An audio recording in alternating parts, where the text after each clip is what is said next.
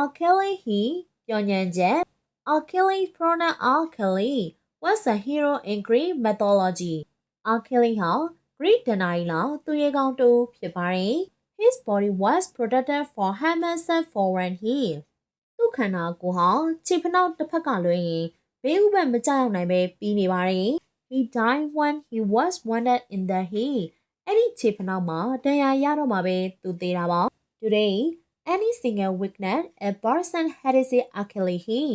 ဒီနေ့ခေတ်မှာကြတော့လူတစ်ယောက်မှရှိတဲ့တခုတည်းသောဘယ်အားနည်းချက်မဆို Achilles ခြေဖနှောက်ပြောင်းညံ့ချက်ဖြစ်ပါတယ် Philly is very kind, but his Achilles heel is that he is almost too generous.